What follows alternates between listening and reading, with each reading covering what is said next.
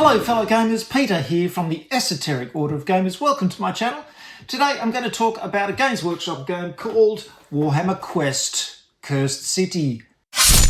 Now there was some controversy about this game when it first came out because it had a very short print run and a lot of people missed out on getting it. However, there has been a second print. Now in this case I did not get this for free, I purchased it myself. Yes, I've been buying Games Workshop games for yonks. And I still buy them occasionally, though I do get the occasional freebie now and again these days. This one, however, I put on pre-order when the reprint was announced, and along it came. However, Games Workshop has sent me for free, here it is over here, the new expansion, which is called Nightwars. This is a component-only expansion. There are no actual models inside it. But we'll have a look at this a bit later on. The first thing I'm going to do is talk about Cursed City. I'm not just going to talk about it, I'm going to play it. We'll do a few rounds of the game so you can see what the gameplay is like, give you a good idea of how it plays. Now, of course, this is the latest in a line of Warhammer Quest games that started with, well, if you ignore the original Warhammer Quest, which was ages and ages ago, the modern one started with Silver Tower. And that was the first one to use this gameplay mechanic where you roll a group of activation dice and then you put the results on your character sheet and then you spend them to do various actions. Of course, since then we've had Blackstone Fortress, which is the Warhammer 40,000 version of it. There was also, now I've got to think just from my memory, the Hammerhall one. That's the one I missed out on completely. That was another one in there. And now we've got Cursed City. It's a fun little mechanic. It works well for a dungeon crawl. Personally, I think I'd like to see them do something completely different, because we've had this mechanic for a while now. But anyway, it seems to be the unifying link between the range of Warhammer Quest games, and it works well enough, as you'll see in this little playthrough. So let's give it a go. Oh, and before I get started, of course, I've made a rule summary and reference for this game. Here it is. And of course, it's got a play reference as well, a sheet like that. And then there's a little sheet about Journey's End and journey types there. So a very useful thing. If you don't want to go through the rule book every time you play the game, you can just download this from my website, print it out, laminate it, stick it in the box. Fantastic. And while you're there downloading it, please consider leaving a little donation, because these do take days and days of work to make. If you like the Esoteric Order of Gamers a lot and use lots of the 400 plus rule summaries I've got, maybe you'll even consider signing up to my Patreon page as well. Now back to the game, and remember, I'm going to be checking out Nightwars after this playthrough. First, let me show you my Foamcore Insert for this game, and this, for me, keeps it all nicely organised. We've got our unit cards sitting in the top here. We've got this lovely little tray. Let's take this out here. This comes out separately, and you've got all lovely spaces for the cards and the counters. Now, of course, the figures I'm storing separately. I magnetise my figures and I store them in my figure storage drawers in my office here. Here's all the other bits. And then, very carefully, all the tiles are arranged in the bottom here so it's a flat surface for the books to go on. And that just keeps everything nicely organised and neat. As you can see, I've made a gap here so the ruler will sit comfortably in there. There we go, nice and organised. And if you'd like to make your own Foamcore inserts, do check out my videos on the subject. They're very popular and they'll tell you everything you need to know about making your own Foamcore inserts. Okay, let's get started with the first turn of the Cursed City. And the first thing that we want to do is to move the Nightfall token one space clockwise as we go on towards night. Then we are going to roll the Destiny dice, to these 5 dice here. And we put any that don't show any repeats on the available dice. So we've got a 6 and a 1. These are all 5s though. They go on the not available space.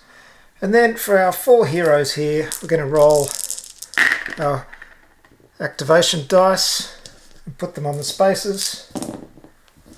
See what we've got. Of course, because I'm playing solo, I have to roll for all 4. There we go, that's what we've got to play with.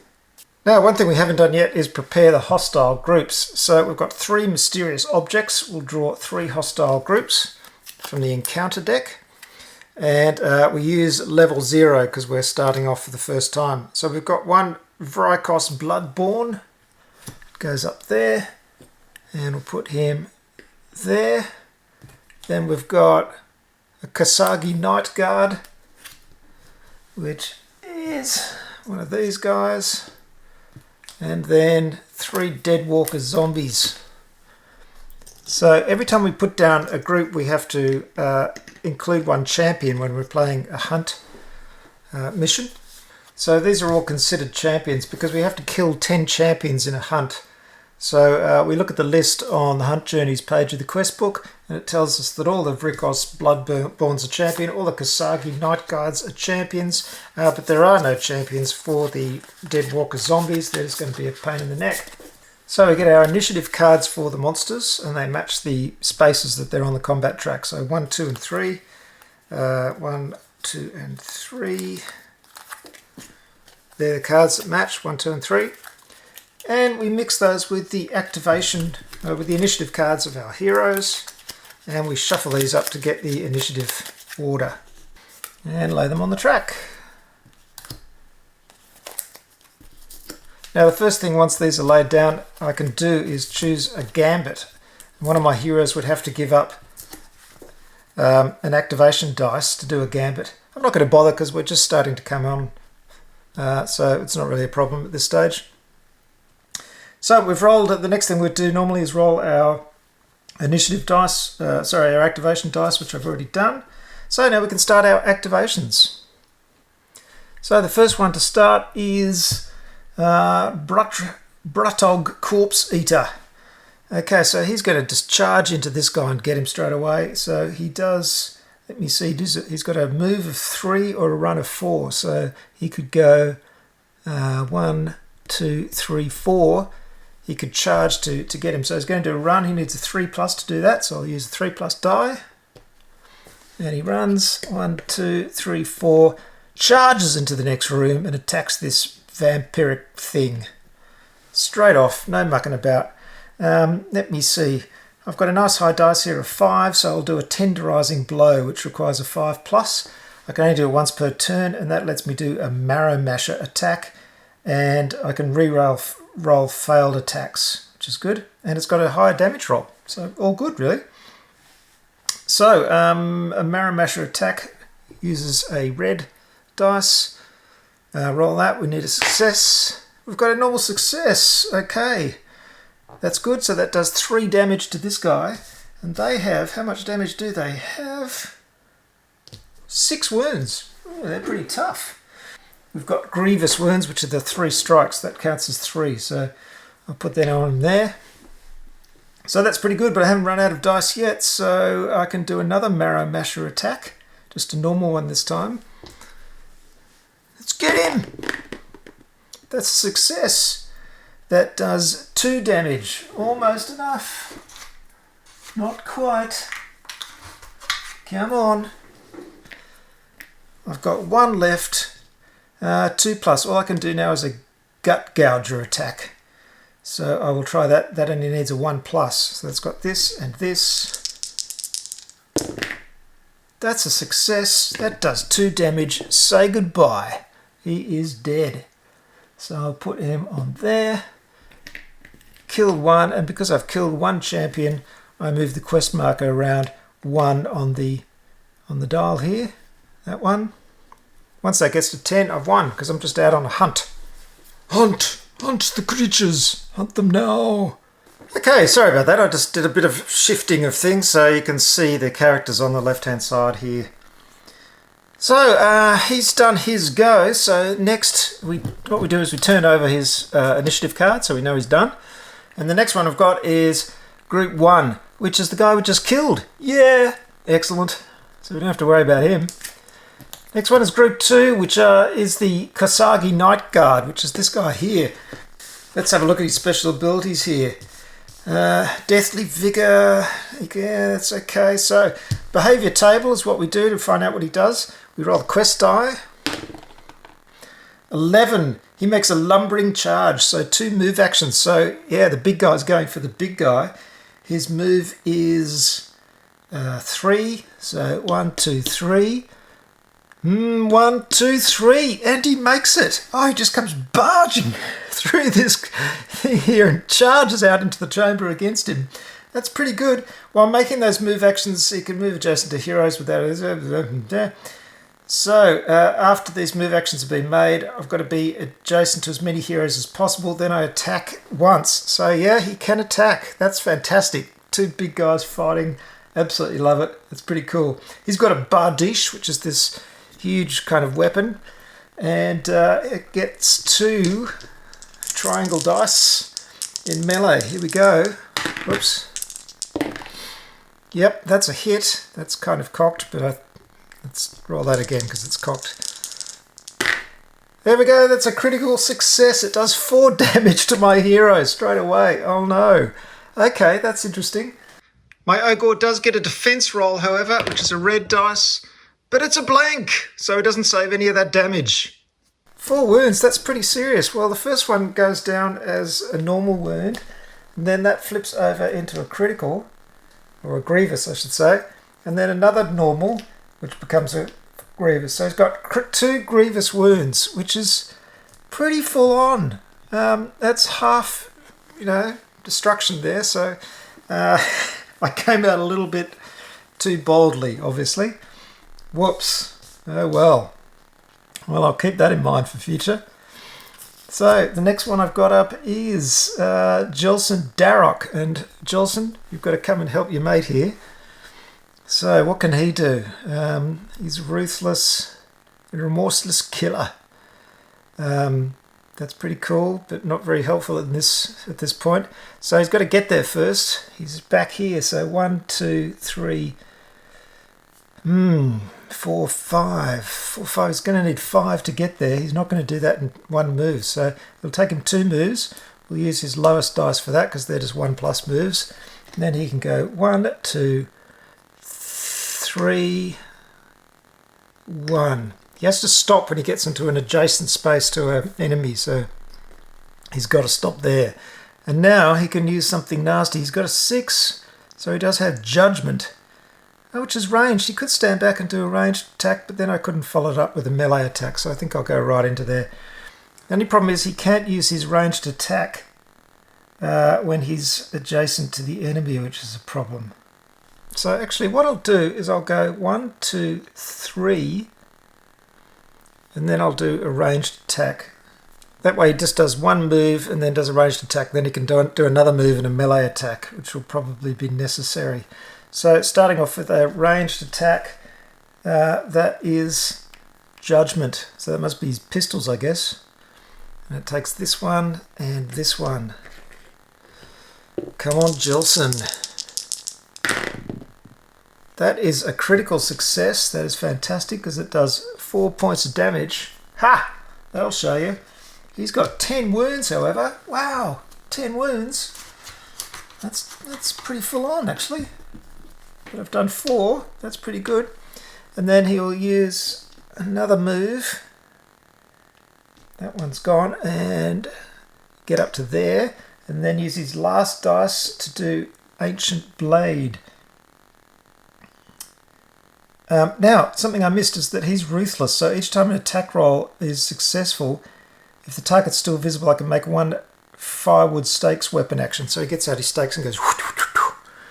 and that is a duel, so it's ranged and melee, which is great. So here we go. Oh, it's another critical success. That's good. That does another 2 points of damage. So he's down to 6. That's pretty good. And now, hopefully, God, if I could finish him off with this melee attack, it'd be great. It's 2 blues. Come on. Yes, another critical. That is too good. And that does 4 points of damage. So that's another 4. And my friend, you are dead. That is 10. Say goodbye. Taken out. Nice work. That was pretty good. And that moves me along. I'm 2 out of 10. Laughing. Easy. Of course, this is the first adventure, so I suppose it's going to be relatively easy, I hope. Then again, he's half down, so you've got to be careful. Okay, so well done, Jelson. Next one we have is the zombies. Here they are, the Deadwalker zombies. There's 3 of them. They're over here. Let's see what they do. they roll a 6. And on theirs, that means they charge. So that's 2 moves and an attack. Well, I don't think they're going to make it because they're pretty slow. They only move 2. So here they come. Brains. 1, 2. 1, 2. They're small, so 2 of them go into space. In fact, I should have done that with the other, so yeah, let's do that. So they do that, and then another 2. 1, 2, and 2, 1, 2. So, yep. They don't get very far. They're not really a threat, and also they're not champions, so I'm really going to just ignore them and come around this way, I think. Probably a safer way to go. So that's all the bad guys done. Next up we have Glorio Van Alten III, don't you know? Now I'm probably going to get something appearing here. Oh no, actually I've got to interact with that to get the discovery thing. So let's do that. He could move a 3+ to run. No, actually I'll do 2. I think I'll just do 2 normal moves. That's 6 in total. So 1, 2, 3, 4, 5, 6. And then an interact action is 4+, and that gets to remove this mysterious object thing and draw a discovery card. Oh, it's treasure. Excellent. Okay, I should draw before I actually remove the thing, because sometimes you don't do that. If you get a treasure, you remove the mysterious object from the battlefield, so that's gone. Excellent. So I get 1 treasure card. Here it is. It's an Inno-sensor, which is cute. The smouldering ashes of a blood-drained corpse form a cloud of smoke that undead eyes cannot penetrate, which is pretty, accurate considering it was that. A hero with this treasure card can use it at any time during their activation if they have not made any weapon actions this turn. When it's used, the hero cannot make any weapon actions, cannot be picked by the leader as the target of hostile weapon action until the start of their next activation, then discard this card. So there, he gets in a cloud of incense and can't be attacked. So that's kind of handy. He does, however, have 1 action left. What will I do? I could save it for a reaction, but I don't think I'm going to need it. So I think I'll just move forward a bit. 1, 2, 3. Let's just stand at the doorway, just in case. And then our last action is by Cleona Zeitengale. Interesting names. And she is going to move. She could almost take out these zombies on her own. That'd be fun, wouldn't it? Let's give it a go. I think she'll do a run, so I'll spend a 4+. 1, 2, 3, 4. And now I've got a 6, so I can use a Staff of Celestial Devastation. That's a 6. It can only be made once per turn. Pick a hostile visible, let's say in here. They're visible if you're in the same tile. And roll this. If it's successful, yeah, let's go. Yes, it is successful. That is excellent. That hostile, any other hostile in the same place suffers 3 damage. Well, that's great because Deadwalker zombies only have 3 wounds. So I've killed both of those. Then roll a blue dice for each one in an adjacent space. If it's successful, they suffer 2 damage. No, they're not. Damn. Okay, there's 1 left. That's pretty good. Got rid of 2 in 1 shot. She's got a 2 left. She can't do anything ranged with that. So I think, oh look, she's not afraid of a zombie. I'm not afraid of no zombie. Then again, I might just get out of range. Let's go 1, 2, 3 back that way. There you go. So she just runs into the room, gives them a celestial bolt, and then runs out of the room. And that's the end of round 1. Easily done. So at the end of the round, we do the event phase. So we roll the quest die and see what happens on a table. That is an 11, which means inspiring effort. The leader picks a hero to gain 1 inspiration point. Excellent. And you can spend inspiration markers to do various things. If you have 3 of them, or inspiration points I should say, if you have 3 of them, you can turn your character over to the inspired side. So I think we'll give that to Jelson since he did such a good job last time. That's great. So it's the start of the new round. So we move the Nightfall token around.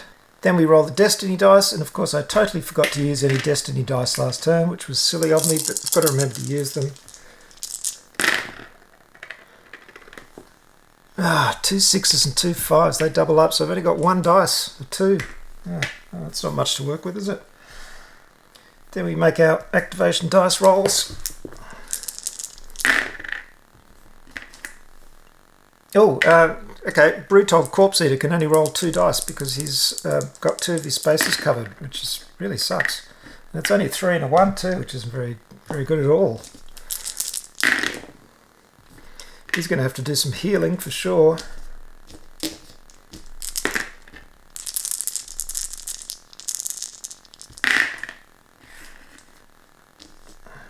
Forgotten how you can heal.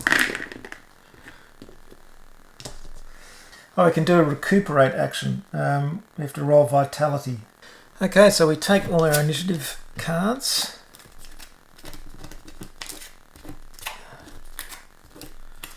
Give them a shuffle. Okay, so we're starting with, this is a bit of a problem actually because there's nothing to fight, but that's okay because we want to get to these things. Well, it's not okay actually because we want to kill things. So we've got Cleona first. Well, she might as well go kill the zombie. I should have stayed in the room, really. 1, 2, 3. That's just a normal move action. She's got some Heaven's Bolt stilettos, 3+, so we'll try that. It's just got a red dice. Let's go. Yes, that's a critical success. It does 2 points of damage. That almost kills it, but not quite. So I think she'll do that again. See if we can take out this zombie. Yes. 1 point of damage, that's enough to do it. There we go. So that zombie is dead. So we're free of enemies now. She's got 1 left, so she might go 1, 2, 3 up to there. That's her go done. Then we have... Oh, I got those the wrong way around actually. That should have been him. Never mind, doesn't make any difference. So I think he'll go up through this door. Look, we're splitting the party up, which is always a bad thing to do, but let's hope it doesn't cause too much of a problem. He goes 3, 1, 2, 3. Then he'll do another move for 1, 2, 3, 4. He'll actually do a run, so I'll use a 4 for that. Then he'll spend a 5+ to search this artifact. Oops, silly me. Okay, I get 1 realm stone. So it's a realm stone.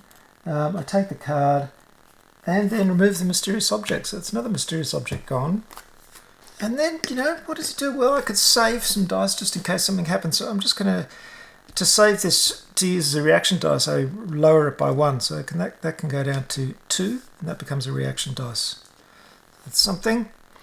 That's that. Now here's the tricky bit. We've got the zombies, not zombies, well it is the zombies actually. Okay, so we've reached enemy card number 3. They've been driven off and killed, so we're going to replace it with a new encounter card, and it's face down, so it doesn't come onto it doesn't get turned over and the enemy deployed until the next turn. So the next one in the row is enemy number 1. Again, same thing. So that gets replaced by a new card, face down. So, and the next enemy as well. So we get a breather round basically. These will all be coming on next round, which gives my ogre a chance to do a bit of healing here. Recuperate actions and make a vitality roll. They're 1+, so I can only do 2 of them because he's only got 2 dice. And his vitality, hopefully he's pretty vital. It's a red, that's pretty good. So if I get a success, I remove 1 wound or turn a grievous wound over. If it's critical, 2 wounds or remove a grievous wound. So give me a critical. Yes, it's a critical. So that means I can actually remove a grievous wound token, which is fantastic. That was 1, so I've got a second one. Let's see if we can do it again and heal him completely. No, a blank. So he's stuck with a grievous wound, which is a real shame. Then we've got this guy over here, who isn't doing much of anything. Though we do know that the bad guys are going to going to come on a lich gate furthest from the heroes, which is either here or here. So I think I should get into a position where I know they're going to come in this way. So he'll go back this way. His move is 3, so he can go 1, 2, 3, 1, 2, 3. There we go, and then we'll be, actually I'll put him there, and then we'll be ready for anything charging out of here. So that's the end of the turn, very quick. So we're going to grab all these again. We're going to get a new batch of nasties this turn. At the end of the turn, however, of course, we want to do our event phase roll. This time it's a 4. Will of the Master, hostile group with a model furthest makes a move action. No, that's not going to happen, so that's it. So, again, I forgot the Destiny dice. Actually, I could have used one of those Destiny dice to do another recuperate actions, so I'm going to go back in time a little bit and do that. Yes! There you go. Heals his wounds. Bit sneaky, I know, but there you go. So that doubles up. They don't, so I've got 3 Destiny dice. I must remember my Destiny dice. And the other thing that I've forgotten are the inspiration point rolls. So at the end of your turn, or at the end of a character's turn, you make a quest die roll, and you're trying to roll equal to or below the number of wounds you cause that turn. And if you do so, you get an inspiration point. So I'll remember that from now on, but that's an important thing to remember because that's another way of getting inspiration points. Actually, we could probably do it now. Let's just go backwards since we're just learning the game to start with. So I did kill one Night Guard. He had 10 wounds, so 10 or below is easy. Yes, so that means an inspiration point for Mr. Corpse Eater. He gets 1. That was all in one round. And then the next one was the... Oh no, he killed the... Oh, sorry, he killed the Vrikosk. So I got that wrong. No, never mind, it was 2 and it's under 6, so that's fine. This guy killed the Night Guard. He gets an 8, so yes, he gets a point as well. I can't remember if she killed them. She killed them in 2 different rounds, so we won't bother about that one. Okay, getting the hang of it now. The rules are very straightforward, easy to learn. Now we want to do our rolls, our activation dice rolls. There we go. Lay out our cards. And again, it's all the heroes up front, which is pretty cool, so nothing too much to worry about. However, I would like to kill some things, otherwise I'm not going to make any progress here. So we're starting off with Jelson. He's kind of got nothing to do, which is kind of annoying. I could get round to this activation point, or I could just get in an Overwatch position. That'd be interesting. I might go 1, 2, 3 here with a normal move. Actually, I won't use the dice for that. I'll use a dice from the Destiny board to do that move. So we've still got that left. Then I'll reduce everything by 1. So that means I have to lose that one. And then I'll just keep those as reaction dice so he can react to anything that comes out through this one. She will move 1, 2, 3. That's 2 moves. And then another dice to do an interact with this. Draw a discovery card, and she gets a treasure. Soul Shop Reliquary. The blessed round kept within this reliquary has a devastating attack on its target. Can use it. Attack roll for the next ranged type weapon action they make as a success. It's a critical success. Then discard this card, so that's handy. That comes off the board, so I've got rid of all the significant spots. Then we've got this guy, which is... Oh, that's her, actually. I keep getting my order wrong. So, yep, I've done those. This guy. So he also will go 1, 2, 3 into a nice position. And that's a normal move. He's a Destiny die to do that. So he can use all these dice as reaction dice. And then we can see how the reaction system works. So, here's our first bad guy. Well, we know who it is. I don't have to turn that over. It's step 1, so it's this one here. And we're going to deploy 3 Ulfen Watch. And it's going to include a champion, because we have to include a champion with this game, with this hunt. So 3 Ulfen Watch, and these are deployed, touching the Lich Gate furthest from the heroes. So as I said, well, 1, 2, 3, 1, 2, 1, 2, 3. It's just this one. So here we go.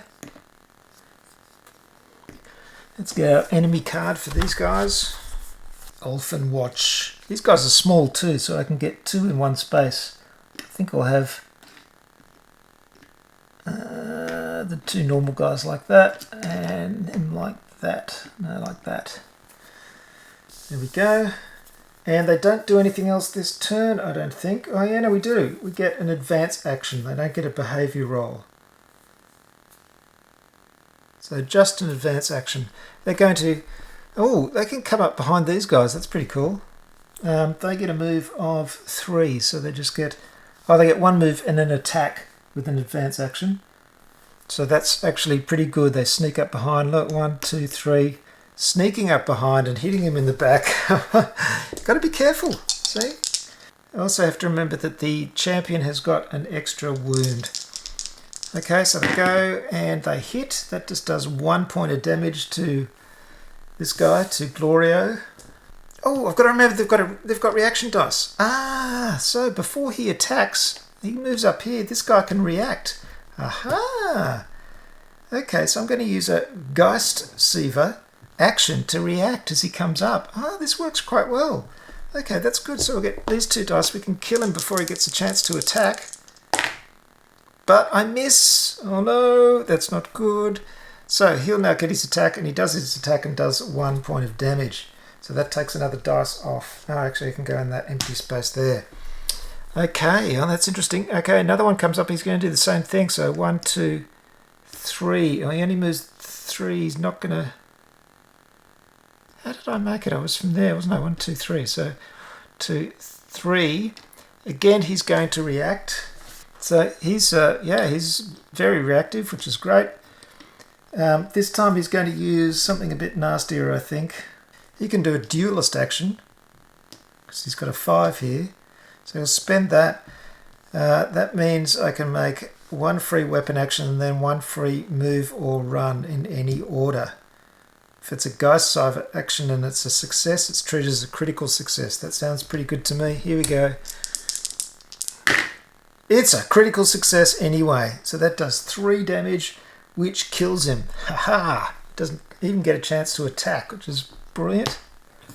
That's really good. And then we've got the last one here. He's going to do an advance. 1, 2, 3, and he can't reach, and he only has a melee attack, so he can't do anything. But this guy can react because he's got a reaction dice as well. So he will react with a judgment. There we go. See, too clever for the skeletons. A miss. Now I probably could have actually, when I think about this guy could have reacted to these ones as well. So he probably could have reacted to this guy. So I must remember that. Learning game, learning a lot. Okay, that was very interesting. So now I've got this guy. He's going to come up and bash them. He needs 1, 2, 3. He can do a normal move to get to there. I'm going to use just a 1 dice to do that. And then he might do a... Yes, he's got a 5+, so he'll do a tenderizing blow. So this allows me to re-roll failed attacks. Maramasha, it's a red. Here we go. No, critical success, too good. 5, that absolutely smashes the sergeant. Is that the sergeant? No, that's just the normal guy. Actually, I think I've already killed the sergeant. I did before. Oh, I've got to keep track which is which. The sergeant has a lower weapon. So anyway, he's dead. So that's good. And then, let's see if we can take the second guy out. Another movement point will bring him up to here. And then I've got a 4+, so I can use a... I only need 2 wounds, so I think I'll go with the Gut Gouger, which is a little bit easier. Come on! Yes, critical success. Goodbye. So that does 4 points of damage, so I do an inspiration roll and get a 1. So that's another inspiration point. So both this guy and this guy are getting up to the point where they could get inspired with one more inspiration point. So the next one we've got is number 2. So we turn that over and see what we've got. 3 Deadwalker zombies. Again, they're going to come on 1, 2, 3, 1, 2, 3. They're equal, so let's have them come on behind. Okay, 3 of those. And they'll do an advance action. So they'll get to go up to there and attack. What does a dead walker zombie do? Hands and teeth. Ugh. Get off me! Here we go. That's a hit. That does 1 point of damage to my poor ogre, who seems to be coughing all the damage at the moment. Then this guy comes up and does the same. No, he misses. And 1, 2. She'll come up and attack. Oh, that's a critical that time. That does 2 points of damage. So that's turned out to a Grievous and turned around to a Grievous, and that's a single. So he's back in the same situation again. And then finally we have the last enemy card, which is 3 corpse rats. And they'll come on, I think they'll come on here. We'll put the champion in the front and these 2 behind. Actually, we'll put that one there. Well, there you have it, folks. That gives you a bit of an idea of the gameplay. And as you can see, 3 of our heroes are trapped between a bunch of zombies and some giant rats. Will they survive? Yes, of course they'll survive. They've only got another 8 champions to kill. They'll be fine. Bit of fun. We've got our other champion is way over the other side of the board in the wrong place, but I'm sure she'll rush to their aid as soon as possible. As you can see, a nice little game. I mean, the system works quite well. It is very melee focused. There's not too much, well, I don't think there's any range capability for any of the monsters really, so it's very much them rushing together in hordes at the heroes who do have ranged abilities. But, you know, it's a bit of fun dungeon crawling. Before we get on to the Nightwars expansion, let's have a look at all the miniatures you get. As you can see, I've painted them all up, and they come out rather nicely. Some lovely figures here. I've forgotten all the names of them, of course. You know, Games Workshop these days have all these strange names. These are the evil characters. These are the good guys. And very nice character miniatures especially. I really like these characters. Look at the beard on that guy. Really nice wizard figure there. We've got some kind of vampire guys there. This big werewolf vampire bat thing. A bunch of little bats here. Bunch of rats. Whole lot of skeletons. Sorry, not skeletons. These are zombies, of course. And all carrying their gravestones on their backs. Here are skeletons. Lovely batch of traditional skeletons there. And there's a whole lot of these mysterious object markers as well. So these didn't take too long to paint. I used a lot of contrast paints, especially for something like this thing, the Vargear or whatever it's called. Mixing contrast paints together works really well for just the base coat, then a bit of dry brushing on the fur and you're done. But it makes it very easy to paint something like that. And these days I'm really just using contrast paints for my base coats in most cases, and then adding a little bit of a wash sometimes, not always, and some highlighting. Just making sure that I'm getting relatively flat colours. I'll still use normal paints and everything for things like flat areas of clothing and things like that, and a traditional highlighting. But contrast paints really do help for speeding up your painting. Okay, well that brings us to Cursed City Nightwars, which is the new expansion. So this one is a new sort of little campaign, sort of story thing. The Curse of Night Unending shrouds Ulfin Khan's streets in choking darkness. So this features some vampires. And it says to use the contents of this box and play the Nightwars Quest, you'll need the Warhammer Quest Cursed City game, of course, and these Citadel miniatures sold separately. So there's the Lady Anika, the Thirsting Blade, Radicure the Beast, Radikar the Beast I should say, Kritska the Rat Prince, a Vampire Lord, and 3 Fellbats. So quite a lot of miniatures. This is kind of interesting. I haven't seen them do this before, release an expansion without miniatures. Obviously it lowers the cost considerably if you just get the expansion, but if you have to buy the miniatures as well, this would add up to a pretty pricey kind of campaign. The good thing is, for someone like me, I don't really care if I have the exact right miniatures. I have quite a large miniature collection, so I can actually, if I want to, play this campaign and sub in some miniatures which are similar, and, you know, that'll do for me. But I can see completists, you wanting to get the whole thing, it could cost quite a lot, especially with the cost of Games Workshop miniatures in New Zealand. And, well, everywhere really, but especially New Zealand. So anyway, let's have a look what you get in here.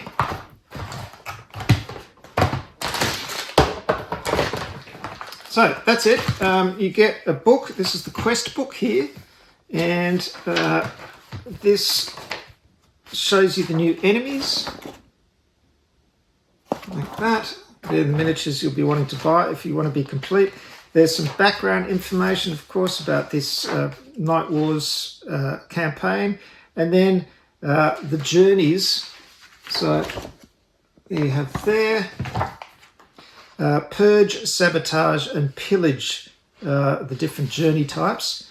There's only 2 pages of new rules, so not much in the way of new rules. And I've actually added these to my summary, but they're really just for moving huge hostiles and giant hostiles, which are just larger ones. Some very simple rules for doing that. It describes who are the new champions, closed gateways. You can do an open action to open a closed gateway. That's really about it. There's nothing much in the way of new rules. There's a new Journeys Ends changes for when you finish the Nightwars journeys. And then descriptions of the different types of journeys. So Purge journeys, Sabotage journeys and Pillage journeys. And of course they all come with different layouts, that kind of thing. Decapitation journeys are your sort of special ones. So you're basically trying to destroy a vampire lord's domain and all that kind of thing. So you have these particular quests which are climactic ones.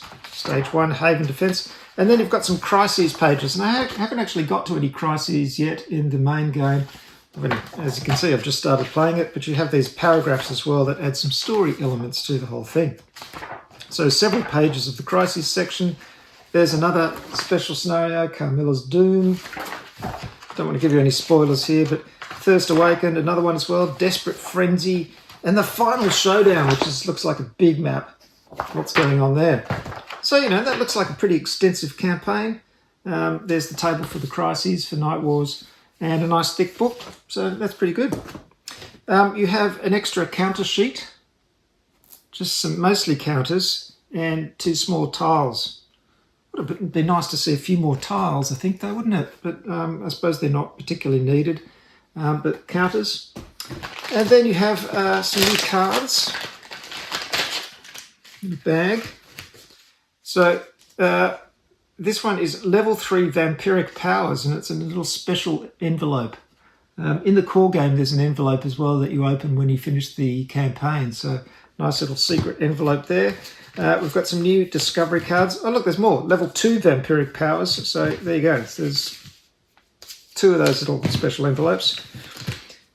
So new cards here. We've got discovery cards and counter cards, obviously for the new characters, and some new abilities as well for Lawmaster and Blade, Stalwart, Executioner, those things.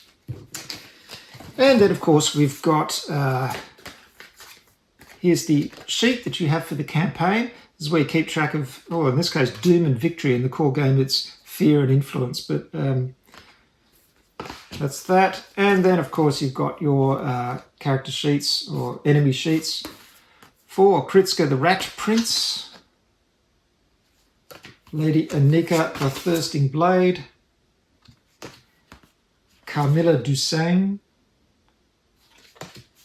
Ratakar the Beast, which is a very big miniature, and the Fellbats.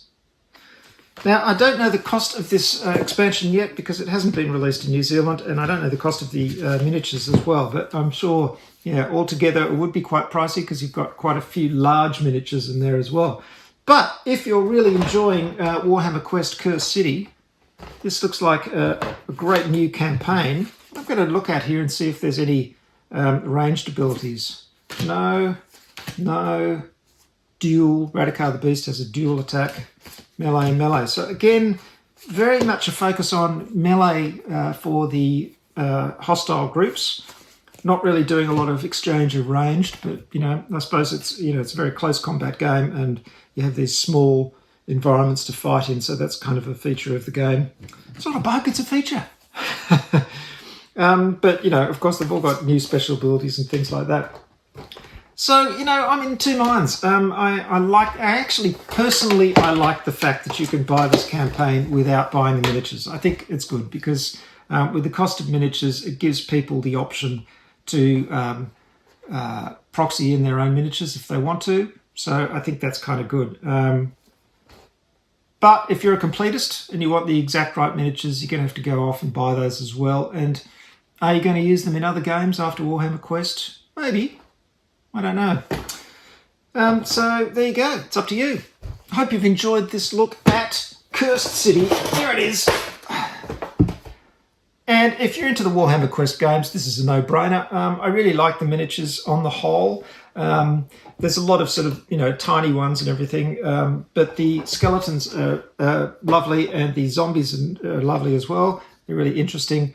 The zombies with the gravestones on the back are really cool. And these are really classic skeleton miniatures. This banner bearer is great. So some very nice sort of old school old world kind of miniatures, which I really like. And as I said, the character miniatures are just stunning.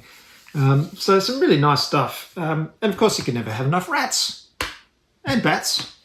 Hope you've enjoyed this, and I hope you've enjoyed the little playthrough as well. If you enjoyed seeing that as part of a game, let me know, because I can do it in future for other games. If you didn't enjoy it, let me know too, in politely, if you don't mind. And if you don't like that, I won't do it in future games, but I just thought it might be interesting to see it actually in play. That's it, folks. Thanks again for watching. Of course, go to the website. You know the drill. There's so much stuff there to enjoy. I don't just do a YouTube channel. I've completely maintain a website as well with all the rules, summaries and everything. And every time I post anything, it gets a full post on the website. And all the games that I support are described there with little mini reviews and everything. There's so much there. And also at the moment, I'm doing a sale on my Esoteric Order of Gamers gear. So you can buy t-shirts and things. I'm foolishly not wearing one right now, but you can buy them there. And I'm not even making a cut on those. I'm making them available at cost because I want you to get out there and wear your support of the Esoteric Order of Gamers on your chest with pride. Thanks very much, everybody. I'll see you next time. Good gaming. Bye for now.